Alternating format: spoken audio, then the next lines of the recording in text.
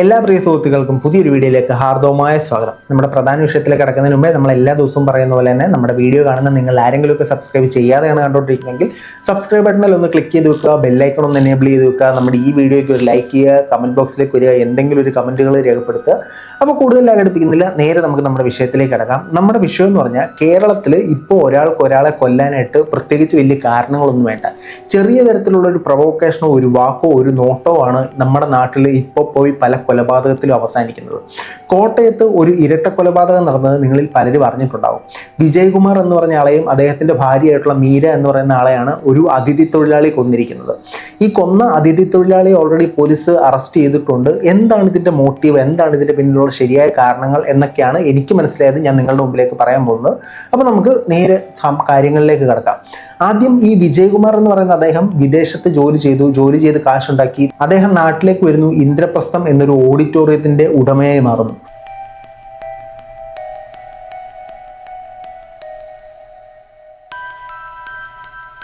ഈ ഇന്ദ്രപ്രസ്ഥം ഓഡിറ്റോറിയം എന്ന് പറയുന്നത് വളരെ വലിയൊരു ഓഡിറ്റോറിയമാണ്. നിങ്ങൾക്ക് അതിൻ്റെ ഫോട്ടോസ് കാണുമ്പോൾ തന്നെ മനസ്സിലാവും. അപ്പോൾ സാമ്പത്തികമായിട്ട് വളരെ മേൽത്തട്ടിൽ നിൽക്കുന്ന ഒരു വ്യക്തിയാണ് ഈ വിജയകുമാറും അദ്ദേഹത്തിൻ്റെ കുടുംബവും എന്ന് മനസ്സിലാക്കാം. ഇനി അദ്ദേഹത്തിൻ്റെ കുടുംബത്തിലേക്ക് വരുമ്പോൾ അദ്ദേഹത്തിന് 2 മക്കളാണുള്ളത്. ഒരു മകൾ അമേരിക്കയിൽ ജോലി ചെയ്യുന്നു, ഒരു മകൻ മരണപ്പെട്ടു. മകൻ്റെ മരണത്തിലേക്ക് നമുക്ക് വരാം. ഇതാണ് ഇവരുടെ കുടുംബം എന്ന് പറയുന്നത്. ഇവരുടെ വീട്ടിൽ തന്നെ 2 നായ്ക്കളെ ഇവർ വളർത്തുന്നുണ്ടായിരുന്നു. സാമ്പത്തികമായി അത്യാവശ്യം സൗണ്ടായിട്ടൊരു കുടുംബം ആയതുകൊണ്ട് തന്നെ ഇവരുടെ വീട്ടിൽ വേലക്കാരികളൊക്കെ ഉണ്ടായിരുന്നു. വേലക്കാരൊരു ദിവസം ജോലിക്കായിട്ട് വന്ന സമയത്ത് വീടിൻ്റെ പ്രധാന കവാടം തുറന്നു കിടക്കുന്നത് കാണുന്നു. നോക്കുമ്പോഴത്തേനും ഈ വിജയകുമാർ എന്ന് പറയുന്ന ആൾ ഹോളിൽ തന്നെ മരിച്ചു കിടക്കുന്നതായിട്ട് കാണുന്നു. ഇദ്ദേഹത്തിൻ്റെ ഭാര്യ അകത്തൊരു മുറിയിലും മരിച്ചു കിടക്കുന്നതായിട്ട് കാണുന്നു. അങ്ങനെ ഇതിനെ തുടർന്ന് പോലീസിനെ അറിയിക്കുന്നു. പോലീസ് വന്ന് അന്വേഷണങ്ങൾ നടത്തിയപ്പോഴാണ് ഇതിൻ്റെ പിന്നിലെ ദുരൂഹതകൾ പോലീസിന് മനസ്സിലായി തുടങ്ങിയത്. ഇവർ താമസിച്ചിരുന്ന വീട് അത്യാവശ്യം വലിയ വീടാണ്. അതുപോലെ തന്നെ നിങ്ങൾക്ക് കാണുമ്പോൾ മനസ്സിലാവും ഈ വീടിൻ്റെ മതിലുകളും വളരെ വലുതാണ്. അതായത് നോർമലി നമ്മൾ കാണുന്ന ഒരു വീടിൻ്റെ മതിലിനെക്കാട്ടിലും ഉയരമുള്ള മതിലുകളാണ് ഈ വീടിനുള്ളത്.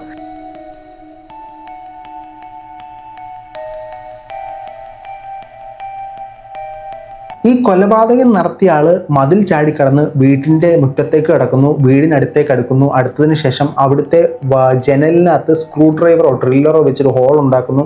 ആ ഹോളിലൂടെ കതക് തുറക്കുന്നു. കതക് തുറന്നതിന് ശേഷം അകത്ത് കയറിയിട്ടാണ് ഇത്തരത്തിലുള്ള കൃത്യങ്ങൾ നടത്തുന്നത്.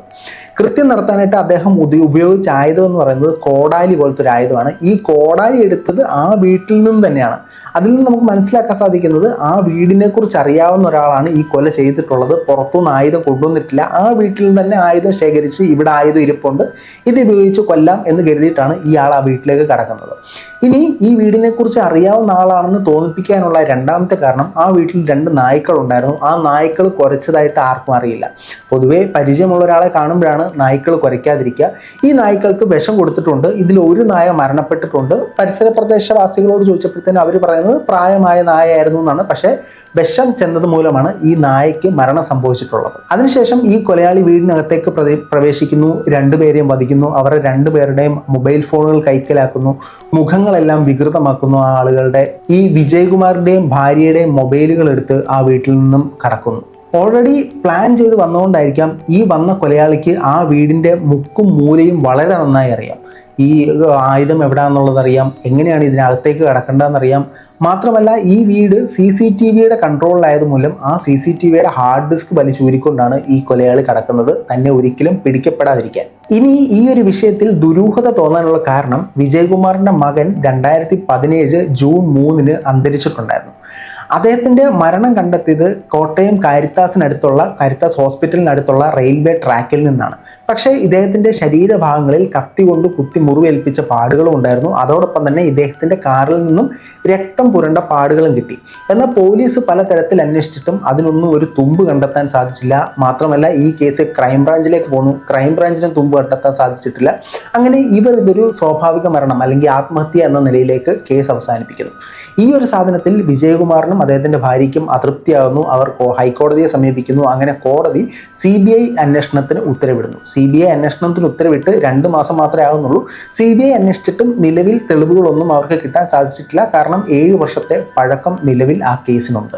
അപ്പോൾ ജനങ്ങളിൽ സംശയം ഉത്ഭവിച്ച മറ്റൊരു കാരണമെന്ന് പറയുന്നത്, ഓൾറെഡി മകൻ്റെ മരണത്തിൻ്റെ കേസ് വീണ്ടും അന്വേഷിക്കാനായിട്ട് ഉത്തരവിട്ടതിനോടനുബന്ധിച്ചിട്ടാണ് മരിച്ച മകൻ്റെ അച്ഛൻ്റെ അമ്മയുടെയും മരണം സംഭവിക്കുന്നത്.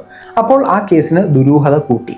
എന്നാൽ പരിസരവാസികൾ കൂടുതലായും സംശയം പറഞ്ഞ് അവിടെ ജോലിക്ക് നിന്നിരുന്ന ആസാം സ്വദേശിയായിരുന്ന അമിത് എന്ന് പറയുന്ന ആളെ കുറിച്ചിട്ടായിരുന്നു. അതിനുള്ള കാരണം ഈ അമിത് കാലാകാലങ്ങളായി ആ വീട്ടിൽ ജോലി ചെയ്തു വരികയായിരുന്നു.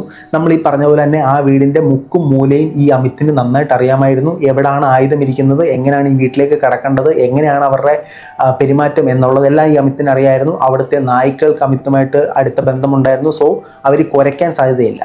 ഇനി ഈ അമിത് ചുമ്മാ കൊല്ലില്ലല്ലോ, അമിത്തിന് കൊല്ലാനായിട്ട് ഒരു കാരണം വേണം. ഈ കാരണം വ്യക്തമായി പറയുന്നുണ്ട്. അമിത്തിന് ഒരു ഫോൺ മോഷണ കേസുമായിട്ട് ആ വീട്ടിൽ നിന്നും കേസ് കൊടുക്കുകയും ഇദ്ദേഹം ജയിലിലാകുകയും ജയിലിലായതിനു ശേഷം തിരിച്ചു വരുന്നൊരു സാഹചര്യം ഉണ്ടായി. അത് നമുക്കൊന്ന് വാർത്ത കേൾക്കാം. പോലീസിന്റെ ഭാഗത്തുനിന്നുള്ള ഒരു പ്രാഥമികമായ പിക്ചർ എന്ന് പറയുന്നത് 3 വർഷം ഈ പ്രതിയായിട്ടുള്ള അമിത് ഉറാങ് ഈ ഓഡിറ്റോറിയത്തിൽ, അതായത് ഈ കൊല്ലപ്പെട്ട വിജയകുമാറിന്റെ ഓഡിറ്റോറിയത്തിൽ 3 വർഷത്തോളം സെക്യൂരിറ്റി ആയിട്ട് ജോലി ചെയ്യുന്നു. ഈ സെക്യൂരിറ്റി ആയിട്ട് ജോലി ചെയ്ത സമയത്ത് തന്നെ ഒരു യുവതി, ബംഗാൾ സ്വദേശിയായിട്ടുള്ള, അസം സ്വദേശിയായിട്ടുള്ള, കൃത്യമായിട്ട് സംസ്ഥാനമൊന്നും തന്നെ തിരിച്ചറിയാൻ കഴിയിട്ടില്ല, ആ ഒരു അന്യസംസ്ഥാന ജീവനക്കാരിയായിട്ടുള്ള ഒരു യുവതി ഇതേ സമയത്ത് തന്നെ ഈ വിജയകുമാറിന്റെ വീട്ടുജോലിക്ക് നിന്നിട്ടുണ്ടായിരുന്നു. അത് ഈ അമിത് ഉറാങ്ങിന്റെ ഭാര്യയാണ് എന്നൊരു സംശയം പോലീസിനുണ്ട്. ഒരുപക്ഷെ നിയമപരമായി വിവാഹം കഴിച്ചിട്ടില്ലെങ്കിൽ കൂടി ആദ്യഘട്ടത്തിലൊക്കെ തന്നെ ഇവർ പറഞ്ഞിരുന്നത്, നാട്ടുകാരോട് പറഞ്ഞിരുന്നത് എന്റെ ഭാര്യയാണ് എന്നാണ് ഈ അമിത് ഉറാങ് പറഞ്ഞിരുന്നത്.